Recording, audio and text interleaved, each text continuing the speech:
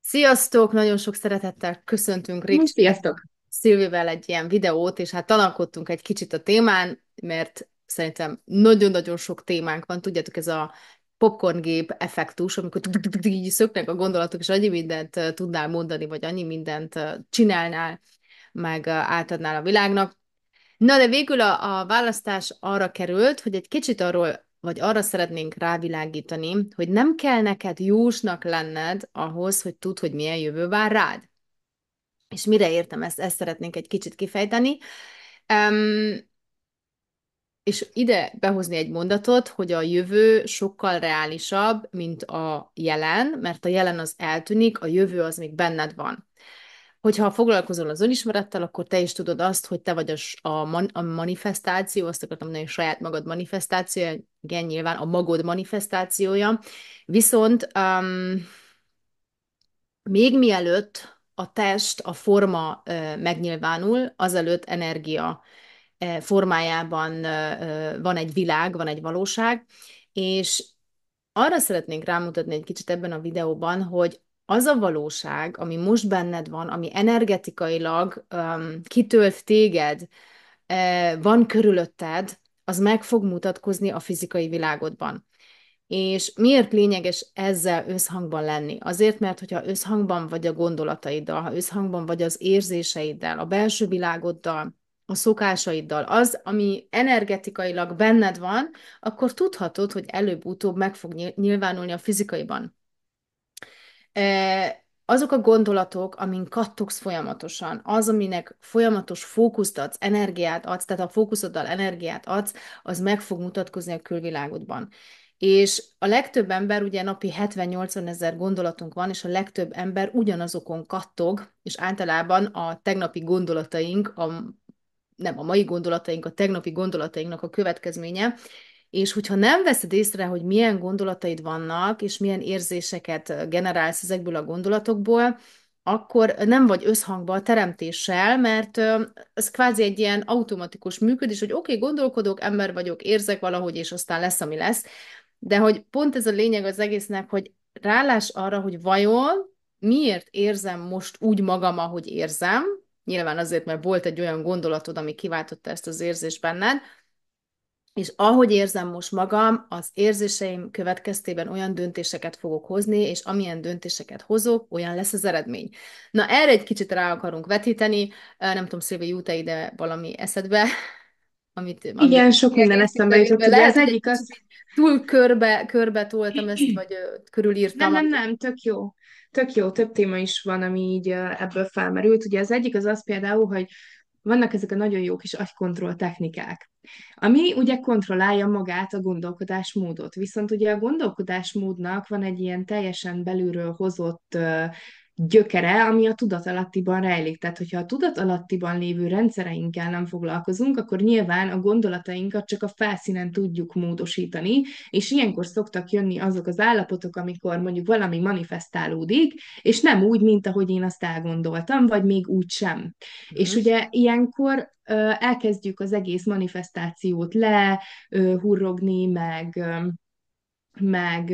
Kételkedni benne. úgy csinálunk, mintha ez nekünk nem működne, miközben egyébként semmi másról nincsen szó, mint hogy fut benned egy olyan tudatalatti program, amit akár a genetikád által hozol, ugye nyilván itt a családállítás tök jól fel tudja állítani azokat a rendszereket, azokat a hozott mintázatokat, amiket ugye az őseidtől örökölve kaptál meg ebben a fizikai testedben, és nyilván itt ugye vannak akár előző életekből hozott, ami ugye másik timeline, de hogy ott vannak azok a programok, amik futnak benned, és ugye ebben az életedben is minden, ami belét kódolódott. És hogyha ezekre nem vagy tudatos és nem látsz rá, akkor nyilván a gondolataidat csak a felszínen kontrollálod, de egyébként belülről az való, tehát hogy mindig az valósul meg, ami benned mélyen rejlik.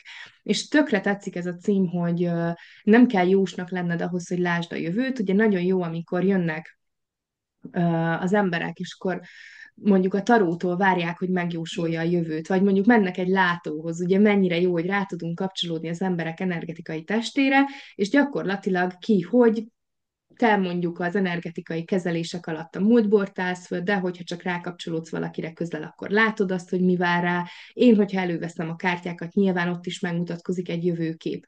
Viszont ezek ugye a jelenlegi energia, a jelenlegi és ugye az eddig hozott energetikai mintázatokból kialakuló lehetséges jövőképeket mutatják, és ugye nyilván ennek mindig van, tehát hogy az, amikor te leülsz valakivel szembe, akinek vannak ilyen képességei, és felvázol eléd egy jövőt, az ugye a jelenlegi energiádra kapcsolódva Hmm. mutatkozik meg, viszont az, ami mélyen benned van, és ugye a lélek szándékából fakadó jövőképet mutatja, annak is van egy energiája, ami valamilyen képek formájában megmutatkozik.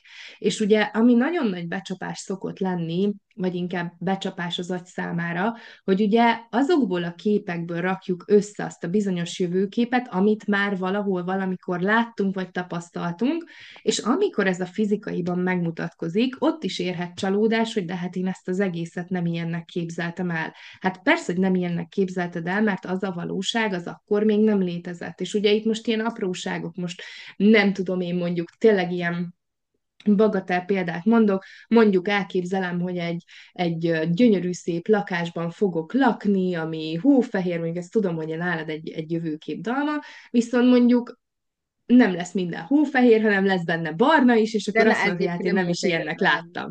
hanem Tehát, hogy krémszín keverék, natúr keverék hófehérrel. jó, most nyilván érted, hogy mire akarok kiukadni, tehát hogy sokszor nem pontosan úgy mutatkozik meg a fizikai valóságunkban, mint ahogy ezt a fejünkben elképzeljük, mert a fejünkben elképzelt képek azok már egy létező, vagy tehát, hogy már egy létező dolgot mutatnak. Vagy mondjuk például, amikor tehát, hogy vannak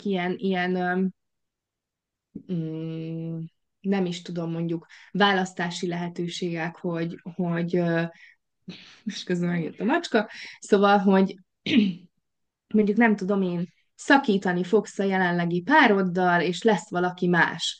Na most ez is annyiféleképpen meg tud mutatkozni a valóságban, mert egyrésztről lehet, hogy tényleg szakítani fogsz a jelenlegi pároddal, és lesz valaki más, de az is lehet, hogy a jelenlegi párod és te már nem azon az energia hullámon fogtok mozogni, mint amin most vagytok, tehát lesz valaki más, de ugyanabban a testben, ami effektíve, tehát, hogy a másságot itt nyilván úgy értem, hogy mondjuk az az éne, amivel most működik, az úgymond lehullik, és működhet egy másféleképpen. Vagy mondjuk, nem Next tudom én, level szerelmes energia. leszel. Szerelmes leszel, de mondjuk például, hogyha benned van az a hozott program, most nagyon jó volt, ugye megint egy ilyen ügyfél példa, szerelmes leszel, de hogyha benned van az elhagyatottság programja, akkor nagy valószínűséggel azt fogod megtapasztalni újra és újra, hogy elérhetetlen partner jön az életedbe. Vagy távkapcsolatban éltek, vagy szeretői viszonyban van, mert hogy benned van a mélyen hozott program, hogy téged elhagynak, és te nem érdemled meg a szerelmet, vagy titokban élheted meg ugye a szeretetet, mert igazából a szerelem itt ugye a szeretetre is utal. Úgyhogy ez ami így eszembe jutott nagyon hirtelen. Igen, igen, igen, igen. Ez kicsit így bezumoltad ezt az egészet, hogy működik a manifestációval. Igen, itt a lényeg az, hogy tényleg kezdj el a megfigyelő energiáidba belelépni, és nézd meg egy kicsit, hogy vajon mi az a világ, ami ki akar bontakozni benned. És igen, ez a manifestáció nem lesz annyira precíz, ahogy Szilvi is elmondta, mert az elménk ugye attól függ, hogy éppenséggel milyen energia állapotban vagy milyen tudatszinteden vagy, az elme annak függvényében fogja kivetíteni a lelki szemeid előtt ugye azt a víziót, ami éppen kattogsz, ami benne van a rendszeredben, és tényleg nagyon sokszor van, hogy lehet, hogy azt gondolod az elméddel, hogy a Ferrari-ról álmodsz, ugye te szoktad behozni a Ferrari, de közben a lelked Porsche-t akar, és lehet, hogy egy pillanat alatt átkattan benned, hogy mit szeretnél. Mondjuk ez nagyon a materializmus felé vezet, de nem ez a lényeg, hanem a lényeg tényleg az, hogy lehetnek eltérések a manifestációban, de brutálisan rá tudsz nézni arra, hogy vajon milyen energiákból működsz jelen pillanatban, vajon milyen gondolataid vannak, milyen érzéseid vannak, mert egyetlen egy döntés megváltoztatja az életedet. És hogy ha te negatív gondolatokkal vagy ellátva egész nap, mert ugye a régi programokból, amiről Szilvi is beszélt, hogy a rendszeredben a régi programok ból működsz, és azok által gondolkodsz, akkor nyilván negatívan fogod érezni magad, és itt van a Bibi, hogy itt kell elcsípni magad, hogy oké, az az érzés, ami most bennem van, tuti, hogy volt egy olyan előzménye, hogy valami negatívra gondoltam, és amiatt érzem most így magam, és hogyha negatívan érzed magad, akkor nem fogsz tudni pozitív döntéseket hozni. Tehát, hogy nagyon-nagyon érdemes odafigyelni, hogy vajon milyen program működik bennem, vajon mi az, ami most jelen pillanatban energiaként ott van a rendszeremben, mert abból teremtesz folyamatosan. És ugye mindenki szeretne könnyed életet, mindenki szeretne harmonikus életet, mindenki szeretne kiegyensúlyozott lenni, párkapcsolatokat, ugye, vagy kapcsolatokat kiegyensúlyozottan működtetni, viszont hogyha neked negatív gondolataid vannak, például emberekről, hogyha neked negatív gondolataid vannak, akár nem tudom, a pénzről, vagy bármit, amit teremteni szeretnél, karrierről, munkáról, akkor abból az energiából fogsz döntéseket hozni, és olyan emberek fognak ugye megtalálni, olyan embereket fogsz bevonzani, olyan körülményeket, olyan szituációkat, amelyek rámutatnak a teremtéseidre. És nagyon sokszor ugye hibáztatjuk a körülményeinket, vagy az embereket az életünkben, hogy miattad nem működik, vagy ez a munka miatt vagyok úgy lehúzva, vagy mit tudom én, a család, aki nem úgy gondolkodik, mint én, azért érzem rosszul magam, holott folyamatosan te teremted a körülményeidet, folyamatosan te vonzod be azokat az embereket, akiket azzal, amit gondolsz, amit érzel, és amit kisugárzol magadból. Ugye? És miért fontos erről beszélni? Azért, mert szívügyünk elsősorban megmutatni az embereknek, hogy lehet könnyeden is élni, mindegy, hogy milyen kihívás van az életedben. Nem a kihívásait fogják meghatározni az életedet, hanem a te perspektívád a kihívásokkal kapcsolatban, mert én úgy gondolom, hogy most egy olyan időszakot élünk, hogy nincs egy ember, aki azt mondaná, hogy semmiféle kihívás nincs az életében, viszont hogyha te nem identifikálod már magad, nem azonosítod be magad a régi programokkal, nem adod meg magad a negatív gondolatoknak, akkor nem fogod negatívan érezni magad, és hogy erre érdemes nagyon ráfigyelni. Ebben nyújtunk támogatást, ugye a programunkban, aminek most a neve Válaszd önmagad a világért, mert megváltozott a név, ugye eddig szabadulj felcsoport volt, most pedig arra hangolódunk rá, hogy mit akarunk látni a jövőben. Ugye a szabadulj felcsoportban inkább azzal foglalkoztunk, hogy még hol van csavarni való rajtad, vagy hol vagy még sebzett, meg mi egymás, és nyilván ez nem azt jelenti, hogy itt az új programban nem lesznek kihívásaink, tehát pont ez a lényege, csak már egy olyan szintről figyeljük ezeket a problémákat, hogy a fókuszunk azon van, hogy mit akarunk látni a jövőben, és nem azon, hogy mit nem akarunk látni. Ugye, és hogyha a tudatosság három szintjét vesszük, ugye az ösztönszinted, az első szinted, amikor csak player vagy, és nem is tudod, mi történik veled, azt szokták mondani, hogy egy coachtól hallottam ezt, hogy 95%-a az embereknek nem is tudja, hogy gondolkodik, és azt hiszem, hogy mindannyian voltunk ezen a szinten. Aztán jön a második szint, amikor felfedezett, hogy wow, itt vagyok ebben a testben, a végtelen tudatosság. Lehet, hogy csak elmében érkezett meg, még itt nem, de rálátsz arra, hogy vagy ebben a testben, és elkezded reflektálni magad, ugye elkezdesz folyamatosan, elkezded figyelgetni magad, hogy működsz, hogy nem működsz, kikét működsz, ami nagyon jó, de aztán a harmadik szint, ami rohamosabb, vagy gyorsabb fejlődést a gyorsabb fejlődésedet támogatja, ez az, amikor arra fókuszálsz, amit akarsz, és nem arra, amit nem akarsz. És igen, ott is nagyon sok blokkot feljöhet, ott is nagyon sok olyan programba ütközhetsz, de már eleve a figyelmed azon lesz, hogy mi az, ami áramlásban legyen, és nem az, hogy mi legyen ellenállásban, vagy mi van ellenállásban. Úgyhogy ebben Mhm. támogatunk nagyon sok szeretettel, szerintem ez fel fog kerülni a YouTube-ra, úgyhogy a linket azt megtalálod a leírásban. Nem tudom, Szilvi, még szeretnél-e Mhm. valamit mondani? Igen, az, hogy ugye a januári hónapban a befogadás témával fogunk menni, amit ugye elindítottunk már ebben a hónapban, szóval, hogy volt is egy deep callunk, egy workshopunk, ahol beszélgettünk online emberekkel, illetve kicsit rávilágítottunk arra, hogy milyen is ez a befogadás. Van egyébként az egész hívásban egy blokkoldás, konkrétan ezekre a témákra, illetve ott csináltunk is egy gyakorlatot, amiben ugye meg tudod nézni, hogy mi az a jövőkép, ami neked a legigazabb, és ugye nyilván az a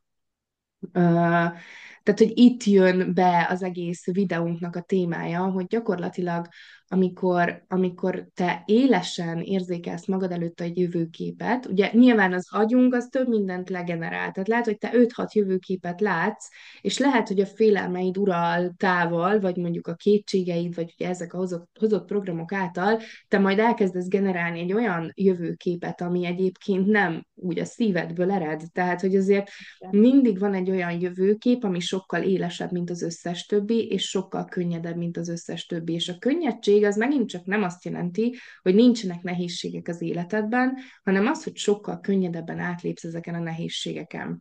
És ami miatt jó egyébként a Válaszd önmagad a világért csoport, mert hogy konkrétan ugye nyilvánvaló, hogy arra vezetjük rá az embereket, hogy azt a világot teremtsd meg magadnak, ami a te magodból ered, ugye önmagodból ered. És ugye itt, amit a Dalma mondott az előbb, hogy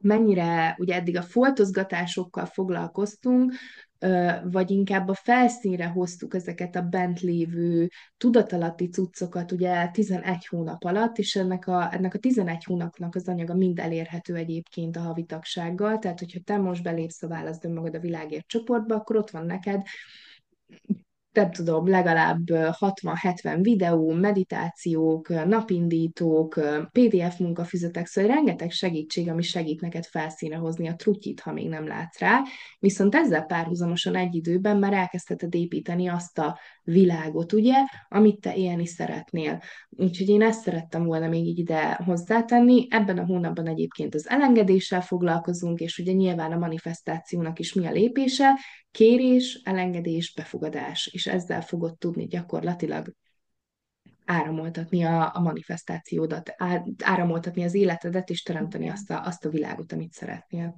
Igen, nagyon jó, köszi szépen, Szilvi, hogy ezt még hozzátetted. Nagyon sok szeretettel várunk, és örülünk, hogyha együtt tudunk dolgozni. Legyen csoda szép napot, szia! Tudod, szép napot, szia!